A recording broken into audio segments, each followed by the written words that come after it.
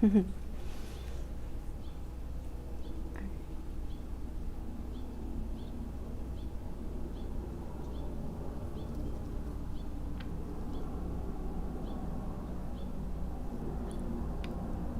everybody, I'm just checking a couple things as I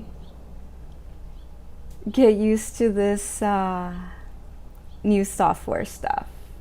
Let's see. I'm trying to figure out, I guess I have to upload everything afterwards. So, let's see. I'm just making sure it's live.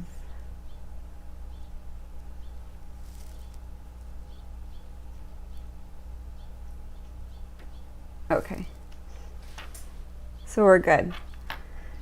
So today's topic is Cy Young Day.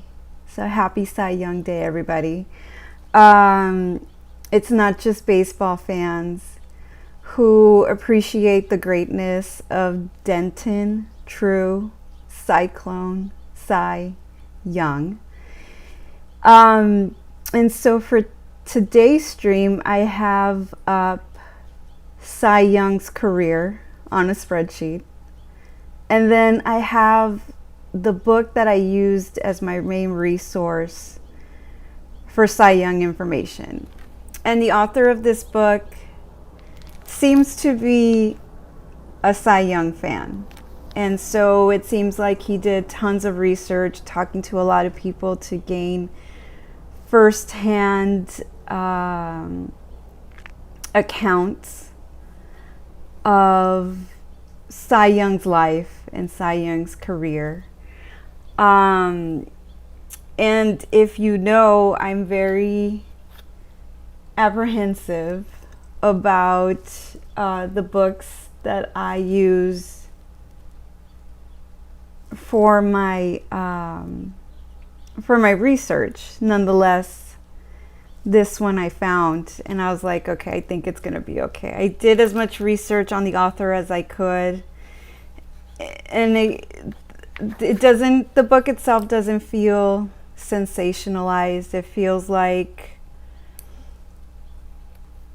the gist of his life, of Cy Young's life and Cy Young's career is there. So,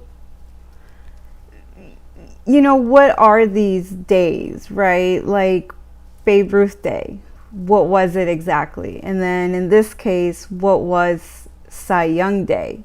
And so I'm going to read a passage from the book, which is how I discovered that there was a Cy Young Day. And I'm not sure why it's not. It's fine. It'll be fine. It's still a lot of good practice for me to do it this way. So what was Cy Young Day? Even, again, I end up researching up until I hit stream on this stuff, because there's just no way to ever get to the point where you know everything. There's like today, a lot of us can be near experts in what's happening right now because we're living it. We have, or at least some of us, ensure that we have all perspectives of what's happening. And then that's why we can make informed, or we can have informed opinions, and we can make informed decisions because we've explored several angles, or we've lived enough, or we've watched someone work enough to where we know, okay, this person leans in a certain direction, therefore they're either friend or foe to the cause, or whatever the case might be, right? And so when it comes to baseball, American baseball history, I don't think I'll ever be able to claim that I'm an expert or that I know it all, just because there's always going to be a perspective that you can find, and they could change your outlook on something, or it could add to something. And so I relied on this book the most to give me a well-rounded picture on an American baseball player, an American baseball pioneer that isn't celebrated enough. And it's a little bit understandable. I mean, the first true American baseball star, I mean, I know they count Cap Anson as the first American baseball star, but even he wasn't what Babe Ruth was. Babe Ruth, thanks to Babe Ruth, the Yankees have their lore, right? The Babe Ruth put the Yankees on the map. And so you can see from my spreadsheet of Cy Young's career, he was with the Spiders for several years, and then the teams started to change very often, and that wasn't his fault. It wasn't him being like today, like LeBron James, where he obviously can't carry a team, so he has to switch around teams, because, or even it's, like Tom Brady was with the Patriots for 20 years. He carried the team. He made the New England Patriots what they were during his career with that team. So you've got two extremes, right? You've got Tom Brady, who carried the New England Patriots for 20 years, and then you've got LeBron James, who can't carry a team, so he switches around. So in Cy Young's case, he was with the Spiders for several years, but then stuff at that time, teams were still coming and going. The leagues were still trying to cement themselves. Teams were just coming and going. Owners kept changing. Teams, some went bankrupt, some were revived. And so Cy Young just fell in that time in American baseball history where the sport as a professional was trying to solidify itself. And so I believe that's the reason why Cy Young isn't more celebrated. And he should be. He accomplished a lot of neat things. One of the most amazing things that you cannot take away from Cy Young is the fact that he threw out the first World Series pitch. In 1903, Cy Young, and they won that year, he tossed the first ever official World Series pitch, and I believe it was a strike. And that's insanely amazing. And so, as you can see also from his career that I've outlined for you, he has several titles to his name. He also has several top 20 entries. And he won, like Christy Mathewson, he won a Triple Crown. Now, that Triple Crown of his did not lead to a World Series win, but I believe they got close. Now, I believe that is because 1901, he won the Triple Crown in 1901, but the World Series wasn't an official thing yet. And so it's hard to judge Cy Young's career based on the standards that we use for Christy Mathewson and Babe Ruth and Honus Wagner and Ty Cobb, because there was still, the picture wasn't completely set up for them yet. And it's but nonetheless, we can still celebrate Cy Young. We can still celebrate him to the point where it becomes mainstream, at least amongst some Americans. We can celebrate him. to bring him mainstream. And so if you pick up this book, because I searched online and I could not find the book online. It's not available as in digital format. I had to purchase the hard copy, and it's the copy that I purchased was an old library copy. You can see the markings on the back of the book. It had the pocket at one point, and it has switched several hands.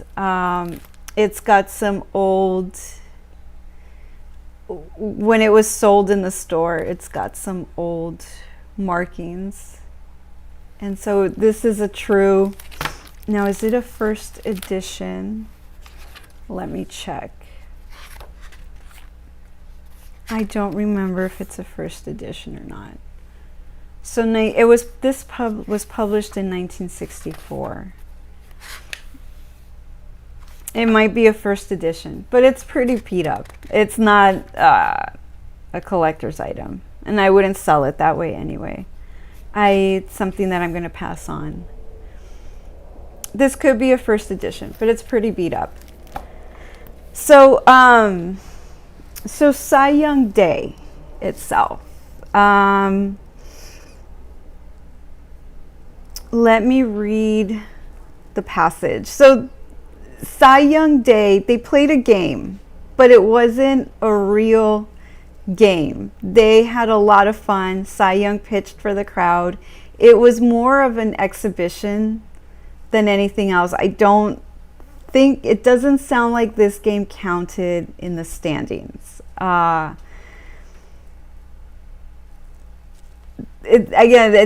I believe it was just an exhibition game to honor Cy Young and the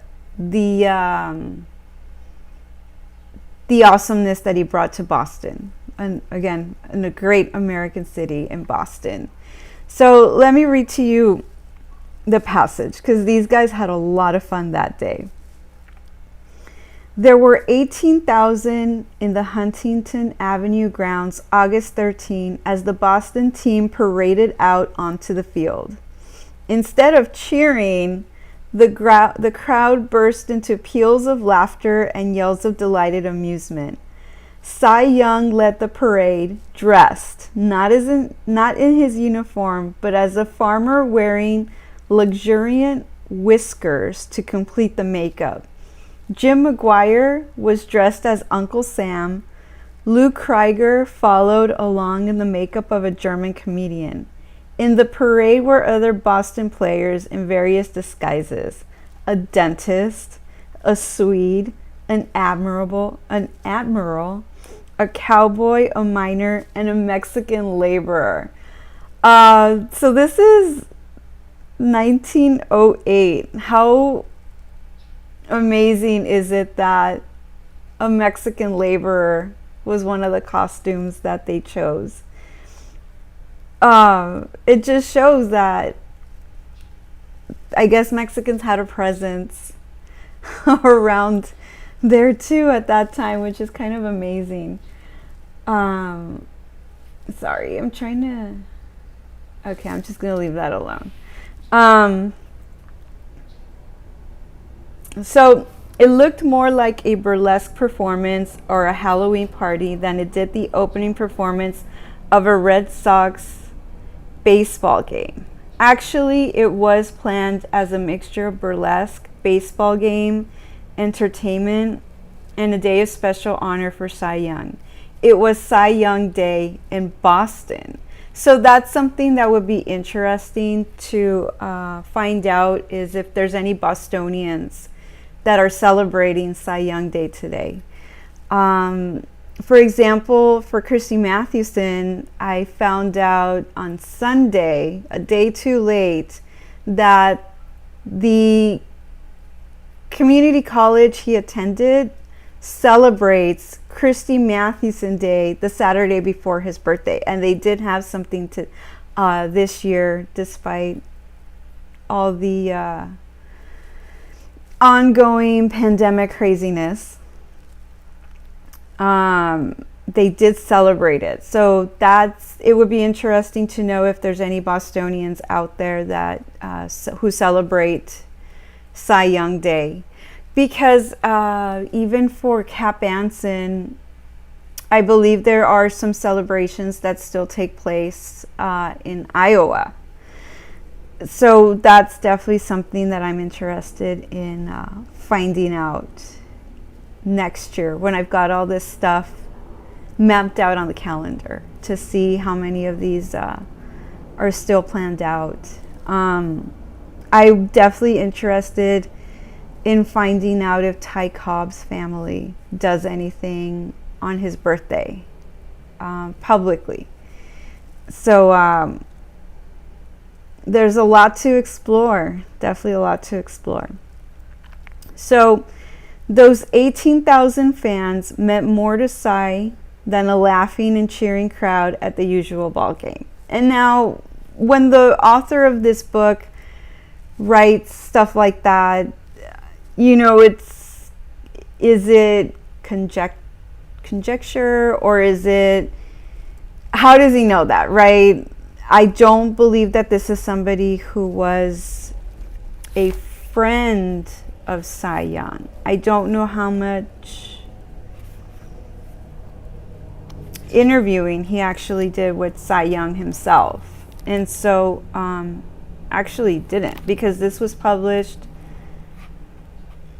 I don't know, maybe because Cy Young passed away 1960 something, right? This was published 1964.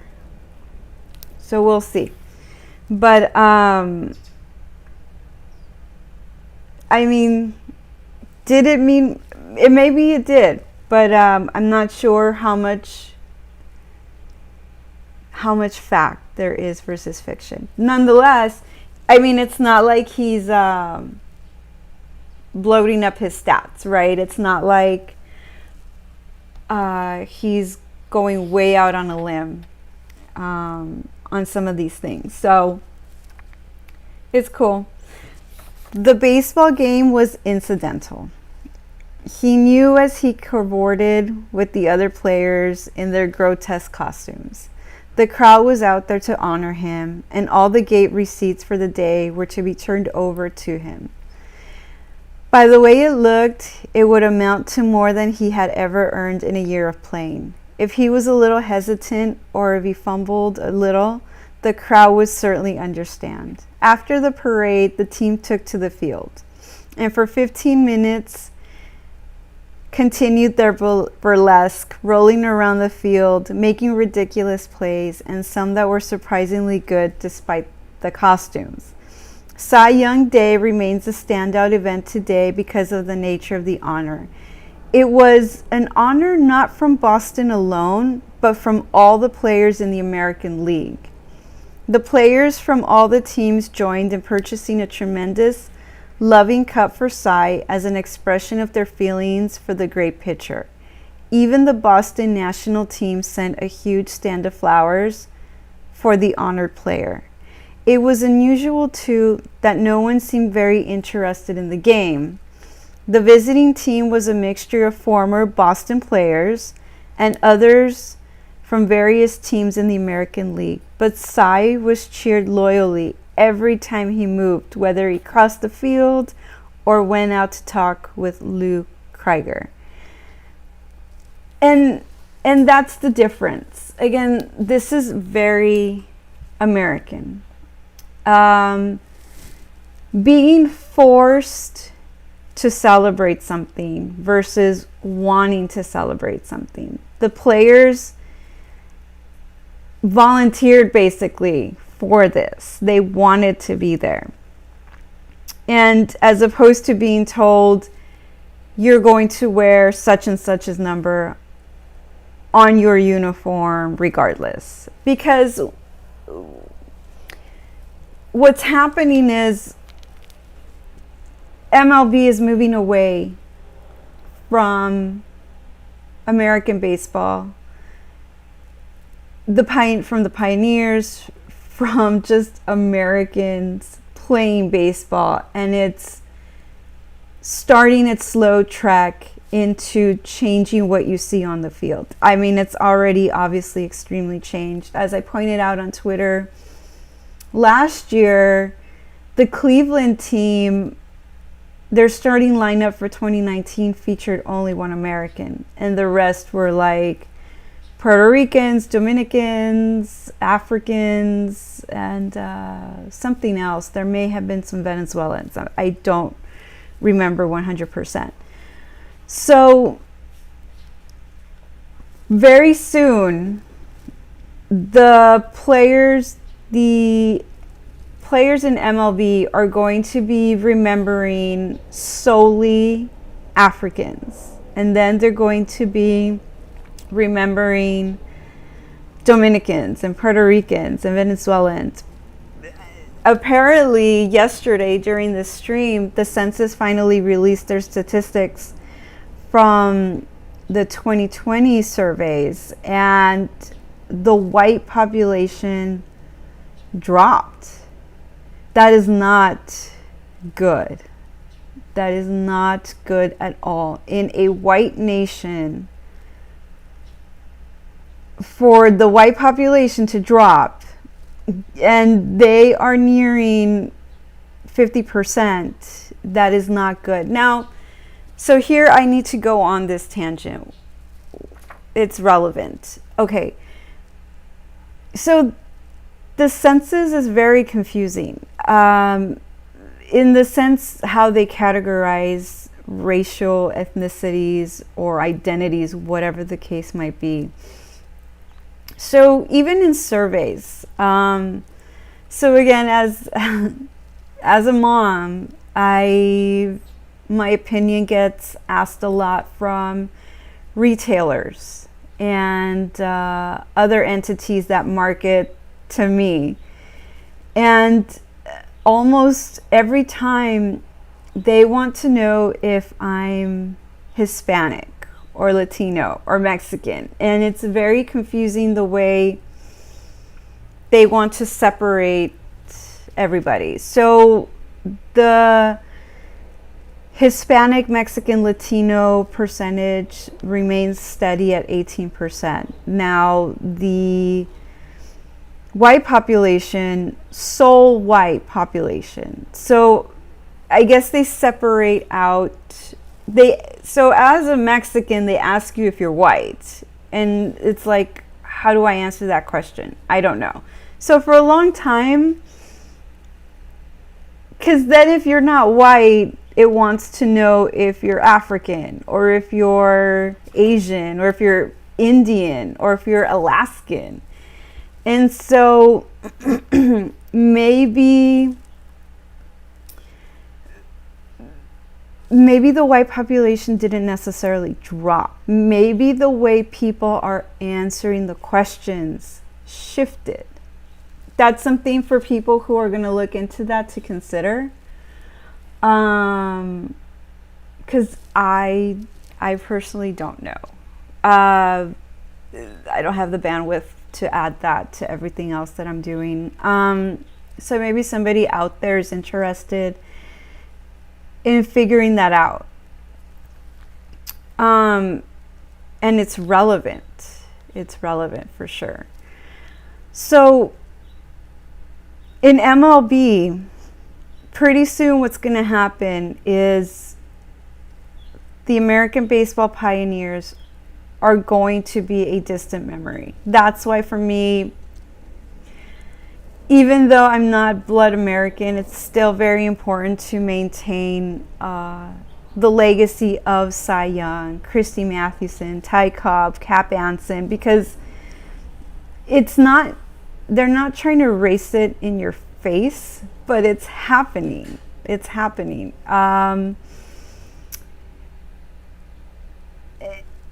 again, erasing America isn't going to happen. As long as there's enough of us alive who are pushing back and who are gathering flocks and leading them in a righteous manner, it America will not be erased. Now, again, I have to point out, in 50 years, when we're gone or about to be gone, what's going to happen? These are things we have to think about in the future. If Melania Trump as First Lady never existed, simply because she wasn't placed on the cover of any fashion magazines, is she a foregone conclusion? Did she never exist, right? And so we have to start looking at stuff like that. When you, like Netflix. So these streaming services, there's one that I am actively watching right now because it doesn't require an account. And I am very intrigued by their business model. And so it doesn't require an account, but I'm pretty sure they're still tracking you in all the methods that any online service tracks you. They know your location, first of all. Are they listening? I don't know. Maybe, maybe not. But there are obviously ads that are tailored to me. And then there are a lot that aren't. But it's very interesting. I'm very intrigued by what's happening because, hang on, I need to get a more comfortable chair for this. So they show me these ads, but I believe that these ads are specifically geared toward online services. Like these ads, these commercials, I believe that half of the commercials I see on the streaming service, I wouldn't see on regular television. I feel like, because Hulu was doing this, there was a Zero Hedge article that, sorry, I need to tie my hair. There was a Zero Hedge article that pointed out that Hulu was selling micro ads. So I think they were ads for $500 or something. And maybe Hulu bases it on impressions, or I don't know, right? However, I don't know what the ad models are in 2021, given all the changes that are happening and all the losses that are happening. And so,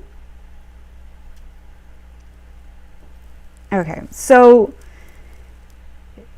these ads that I'm seeing on the streaming service that's free and doesn't require an account, I don't believe would be mainstream. But there are some that are super in your face. Like during Global Homo Month, there were ads outright saying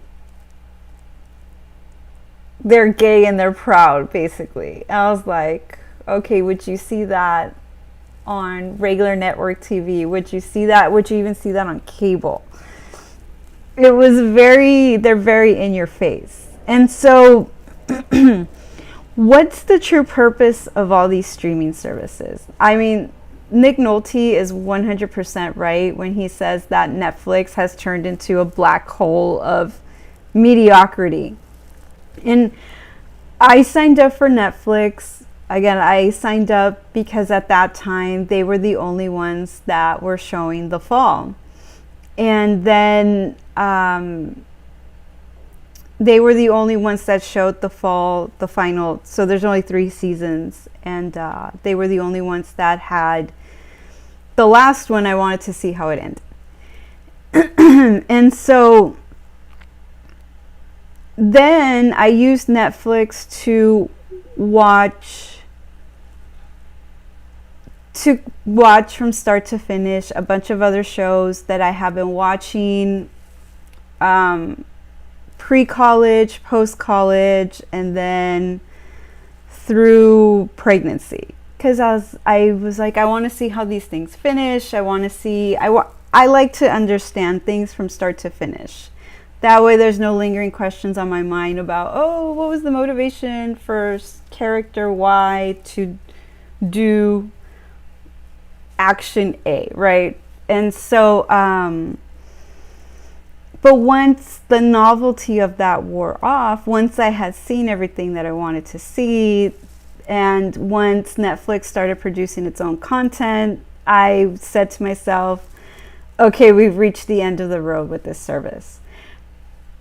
But why is Netflix investing millions of dollars into producing content? Why is HBO Max investing millions of dollars into producing its own content? Why is Apple investing millions of dollars to produce its own content?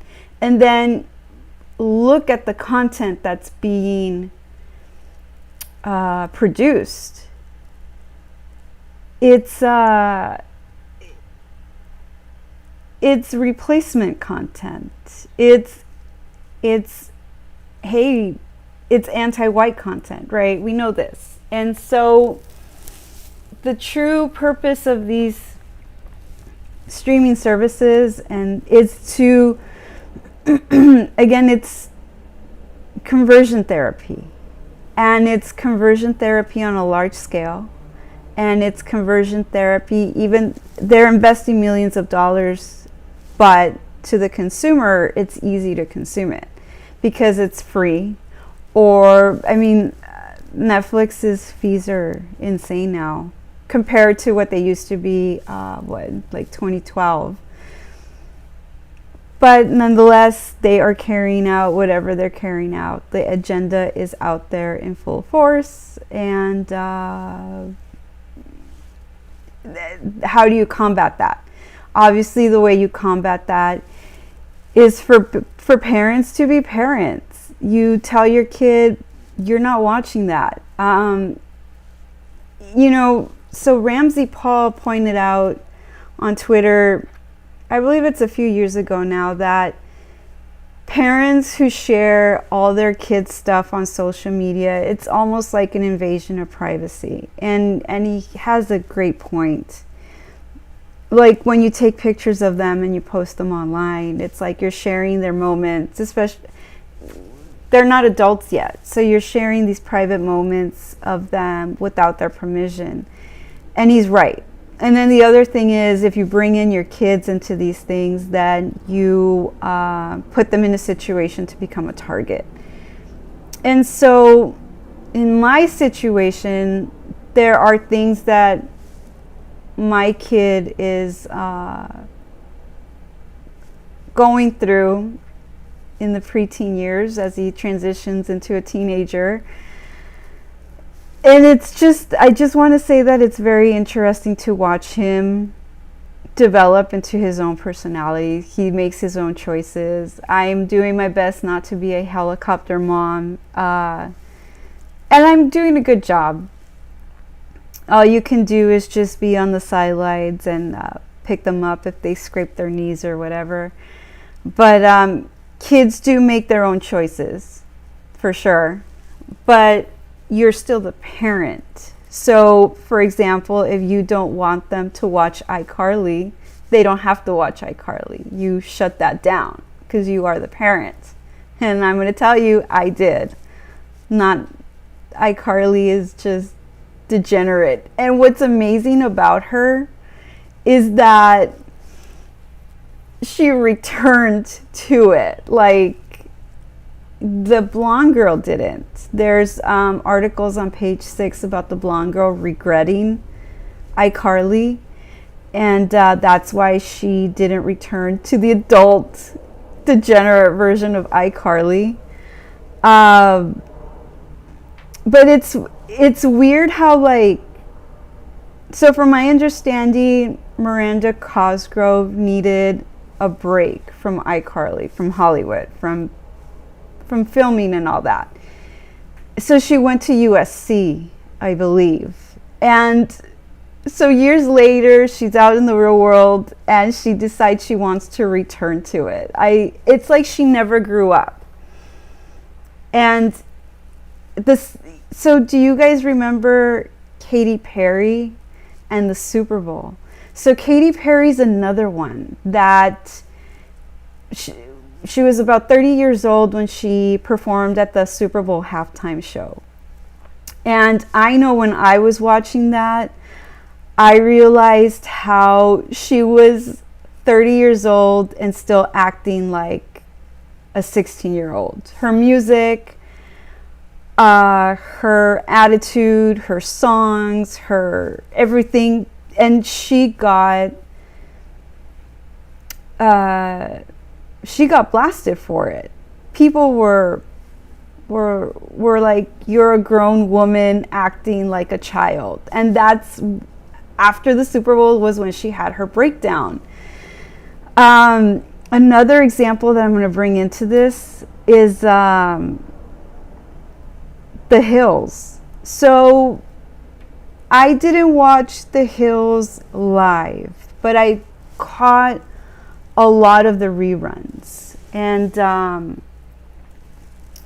because for a long time that was MTV's bread and butter, right? The Hills. And even now I'll rewatch it. I think I'm a little bit done with it right now, but I mean, maybe 2 years ago I rewatched all the episodes, and I caught an episode of the reboot. It's not a reboot, it's The Hills Revisited. So it's several of the same people, and I caught one episode, and it blew me away that they also had not grown up. They were still talking about, I don't want to be involved in all the drama. I mean, when you're in your 30s, you stop talking like that. You shouldn't even let your teenagers talk like that. I don't want any drama. That was a thing for a long time. I don't know if it was a thing when I was in high school, but I heard it when I was in college. So maybe the generation behind me was the one that was using, oh, I don't want any drama. And they're the ones creating the drama, right? That's how it works. And so you've got these people who are still talking about not wanting to be involved in drama, yet they're the ones causing the drama. And it shows that people are not growing up. And last night I was going through Twitter, and other people have pointed this out too. So I talked about it yesterday, where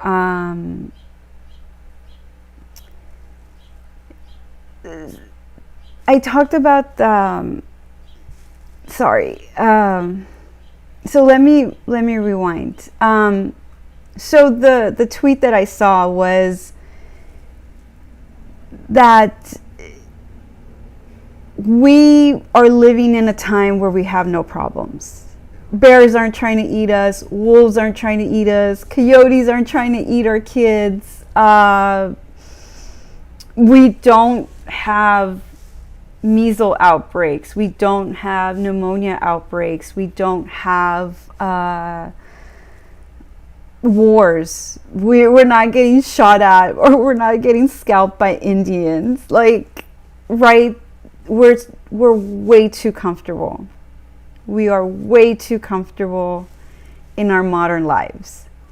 And that's part of the problem, right? That's why they're millennial men, Gen Z men apparently are soy boys. They are sacks of soy. You guys sit around playing video games, smoking pot, watching porn, because there are no coyotes at your door trying to eat you. There are no bears. I mean, we've seen that the wildlife is moving into cities, but that's because humans have moved into their habitats. But otherwise, it's not like during Cy Young's day or Christy Mathewson's day or Cap Anson's day, where there were wolves roaming around looking for food, and if your kid was out there, you weren't watching your kid would become their meal. It's so we live in a far different reality, and I do believe that we have to roll stuff back. We have to roll stuff pre-1960s. We need to go back to the 1949 economy, where it was manufacturing, agriculture, farming. It was not when it started to switch over to government, finance, real estate, services, communications. We got to roll stuff back, way back. And that is going to solve a lot of the problems happening in this country. It's going to make America far less attractive for people who are just searching for free stuff too. Got to roll stuff back. So I think that's a pretty good tangent. And it's topics that I'll cover again in the future. And I'm not criticizing the Hills crew or Miranda Cosgrove or Katy Perry, but we can observe what happens to people who don't grow up. It's crazy. But okay, so back to Cy Young Day. So again, Cy Young Day remains a standout event today because of the nature of the honor. It wasn't just from Boston, but players willingly participated in it. And again, so I went off on my tangent because I pointed out that the players in MLB are changing. So there's no place for Mad Bum, Zach Greinke. DJ LeMahieu's holding his own. DJ LeMahieu, I'm not watching as many highlights right now, but I know that every time DJ LeMahieu steps up to the plate, he is bringing with him his high baseball IQ, his work ethic, his just his baseball awesomeness. So I know that if I was putting together my World Series Game 1 team right now, I'd want DJ LeMahieu in there, batting leadoff, and I know that in the clutch, he would come through for the team. No doubt about it. Regardless of what happens this year, I know I've seen what he's done in the past.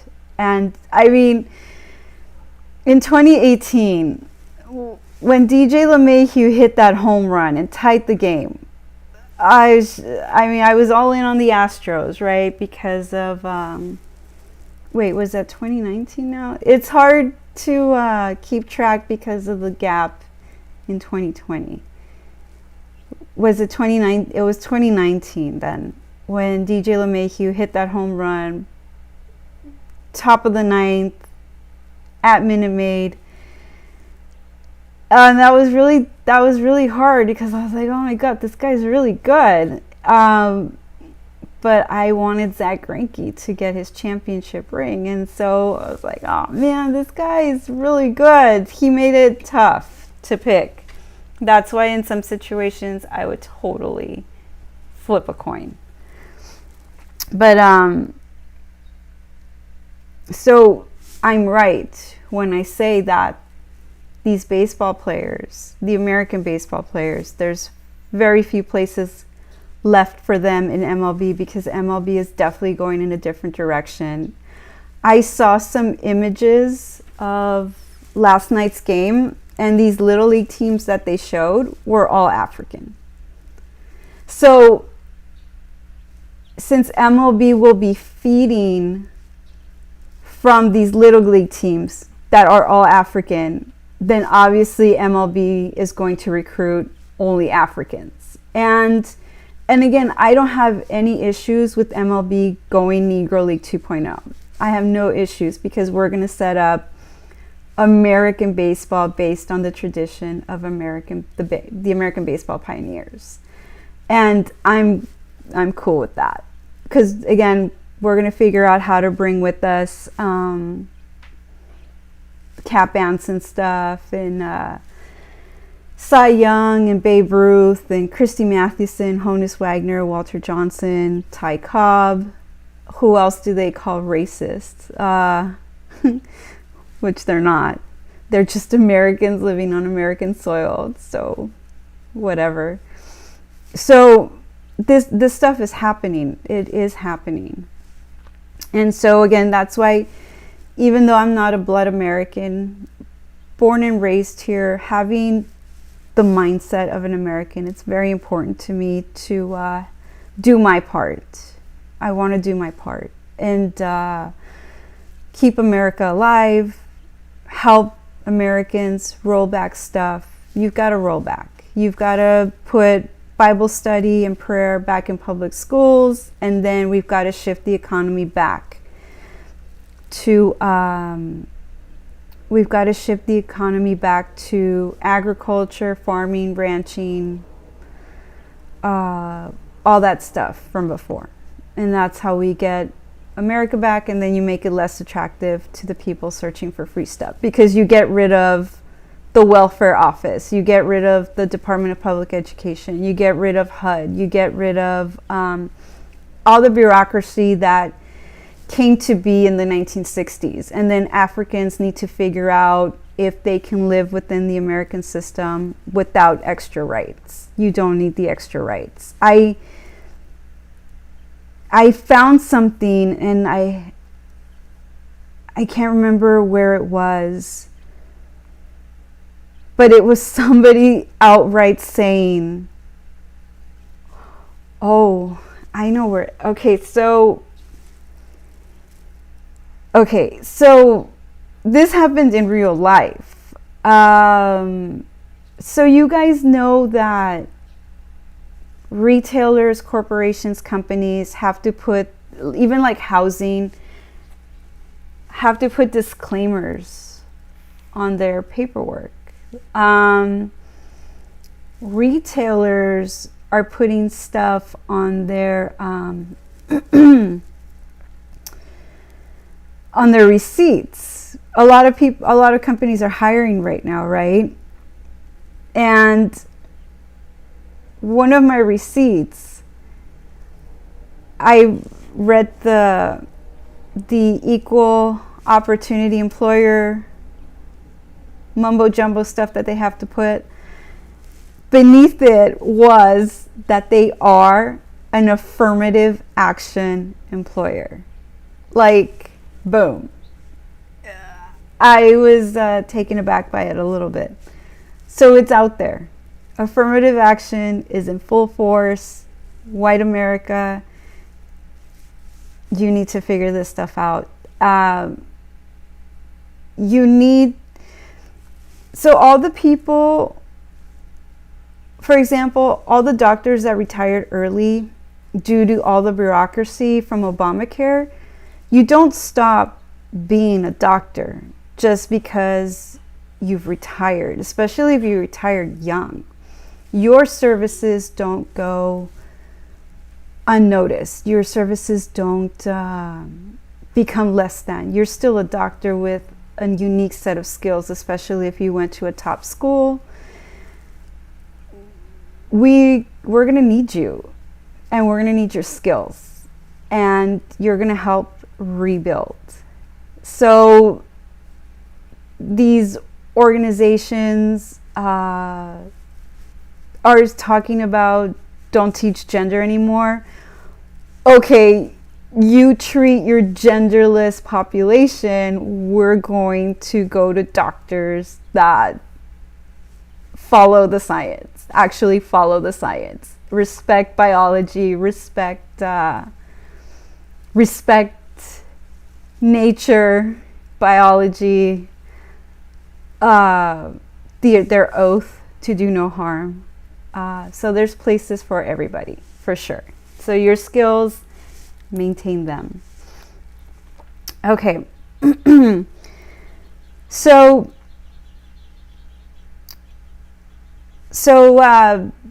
Several players contributed to Cy Young Day by handing over some money and helping purchase a loving cup for Cy Young, something he could take home for the day, right? From the day. So he took home a loving cup. It was unusual too. Okay, and so nobody cared about the game. And everybody, 18,000 people, every time Cy Young breathed, the crowd cheered for him. They were there for him. That's why, like Babe Ruth Day, 54,000, right, at Old Yankee Stadium, were there for him. And then all the crowds outside the stadium where you could hear the PA announcer.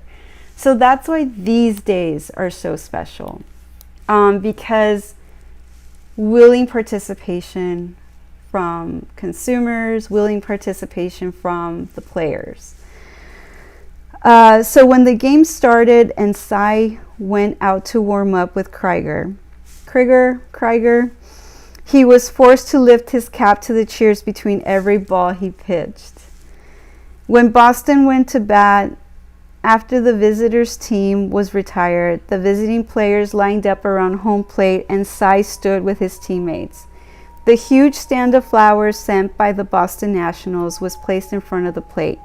Cy and the visiting team looked in surprised wonder as Lieutenant Governor Eben S. Draper of Massachusetts walked out from the Boston bench. Draper strode to the front and spoke. Mr. Young, I have been asked to perform the pleasant duty of presenting you with this beautiful cup, which has been paid for by contributions from many of your friends and admirers. Draper presented Young with a silver trophy from the baseball fans of New England. Young stood fascinated as Draper continued. I know very few boys or men in this country who are not very much interested in our great national sport, and they feel pleasure and pride when any man connected with one of our great baseball teams acquits himself particularly well, as you certainly have done for many years. When the Red Sox came to bat in the second inning, Cy was brought out for another presentation. This time it was the silver loving cup presented by the clubs and players of the American League. Cy took the cup, looked at it, and seemed to have trouble finding words. He finally held the trophy up in the air for all to see and started for the bench without saying anything. Umpire Evans stopped him and presented him with a leather traveling bag. The umpires of the American League were not to be outdone. This was their gift to Young. And so I'm going to tell you something. When we've got our thing going on, the umpires will be a welcome portion of the game. I mean, we're going to hire, just like baseball players that were born to play baseball, we're going to have umpires that were born to umpire, or umpires that aren't there to make a statement, aren't there to ruin the game, aren't there to bring attention to themselves, just umpires who love baseball. So umpires will have a job with us. With the cup in the bag, Cy stood for a moment looking at the players and the fans that had been his life and his love for many years. Thank you, he said simply, and turned quickly toward the bench amid a tremendous ovation. Young pitched only 2 innings, and that was enough for an undemonstrative man who had suddenly been thrust into a series of mammoth demonstrations in his honor. It was a great day for Boston and for the big farm boy who inspired it. That evening, after the festivities had ended and the clamor had quieted, Cy and Roba, so this part, we don't know if this really happened, but okay. Cy and Roba looked over the gifts and reflected on the honors and the recognition accorded Cy throughout the day. The reports in Taylor's office put their gate receipts at more than $6,000, he told her. Isn't that wonderful? And it's all yours, she said. hours, he corrected and went over to the table to read the inscription on the loving cup once more. And Cy Young loved his wife. She was not a city girl. He met her very young. She waited for him. So that was a marriage that was meant to be. The only tragedy of it was that she was not able to give him children. They had one and the child passed away, which is super, super tragic. From the baseball players of the American League to show the appreciation of Cy Young as a man and as a ball player, August 13, 1908, he read. And he turned away. Again, we don't know if this truly happened. As he turned away, the light in his eyes told her that the sentiment that went into that giant loving cup and into the inscription meant more to Cy than anything he could have received that day. Unless there were people there watching this, that's what I mean. But at least the author isn't embellishing. And then he's also not attacking Cy Young. Like, why do some people write books on people that they don't like? Like that Jewish author who obviously wasn't a fan of Ty Cobb yet wrote a book on Ty Cobb. Like, there are other people you could write about. You know, we don't need your perspective. But, okay. So, Cy Young Day, let's see if maybe we can bring that mainstream in the years to come. Cy Young is a wonderful man, a wonderful American baseball pioneer to remember. He wrote several articles that I'm trying to get a hold of. It's kind of hard right now. Some libraries are still closed and stuff like that, so we'll see what happens. But he wrote some articles that I'm trying to get a hold of, and he had rules for baseball players. One famously is pitchers like poets are born, not made, 100%. And then he's the original drink your water. So MLB had another baseball player or MLB player fail a steroids test. And I read the statement put out by the players union defending him. And it's a Dominican, right? I still don't know if steroids are still legal or not in the Dominican Republic. But nonetheless, it's another Dominican caught using steroids. And then they replaced him with another former steroid user, which is just the stupidity of MLB. I'm not trying to be like,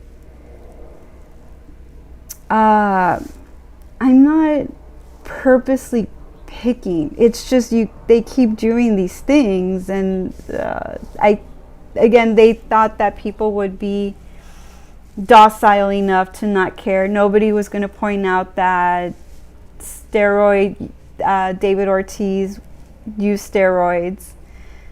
Nobody was supposed to keep harping on the fact that A-Rod admitted he used steroids. And so they were just supposed to get away with all this stuff at this point. And you know what? You will reach the point where you will be getting away with this stuff, but it's because less people will care. They'll be entertained with something else. So you'll turn into the league for degenerate gamblers, steroid users, women abusers, domestic abusers, stuff like that. And that's just the way MLB chose it. So it is what it is. So I'm going to go ahead and start wrapping up. Monday will be a big one. I'm never going to be able to claim that I am a Babe Ruth expert. I've only been researching Babe Ruth and all this stuff for 2 years now. There are people who love Babe Ruth so much, and they've lived their research far longer than I have. And then you've got your New Yorkers, you've got your Michael Kays who are immersed in all that. So I know that the little nuances of Babe Ruth will take me a long time to grasp and get a hold of and learn and read. But Monday marks the anniversary of the passing of Babe Ruth. And so I'm going to spend that day talking about his career, and then I'm going to spend the day talking about science studying Babe Ruth and why you can't carbon copy Babe Ruth. There was a comment by one of MLB's loser nerds. He specifically said that all their engineering, they've almost reached the point where they figured out the eye coordination, and that's something that was studied on Babe Ruth. How were his eyes able to pick up the ball so well that he hit that many home runs, right? And so Babe Ruth, they don't accept that Babe Ruth was just born to play baseball. Babe Ruth was born into the greatness. Best of both worlds. Cy Young, too, was a transition piece, or a transition baseball player. He bridged the late 1800s with the early 1900s. And he was a wonderful man, a wonderful beacon for the sport, lived a long life. And he lived a long time. He had a good life. And he was surrounded by friends and people who loved him till the very end. So, happy Cy Young Day. Have a great weekend. I won't be streaming. I still have twinges on the wisdom tooth that was extracted, that was impacted. I can feel the whole, it was on its side. It was impacted, and it had been wanting to sprout for the last 2 years, and obviously it was in an awkward position, so it wasn't able to sprout. It was causing all sorts of damage in my mouth, and so it's going to take a little bit longer to heal, and I'm still feeling it. I feel twinges of something, but so I'm going to try to keep healing over the weekend. So again, happy Cy Young Day. If you find this book, it's a recommended read from me. And Monday I will be back. It should be 8 a.m. Pacific Standard Time to remember Babe Ruth on the anniversary of his passing, August 16th, 1947. So thank you. I keep forgetting I can use my mouse.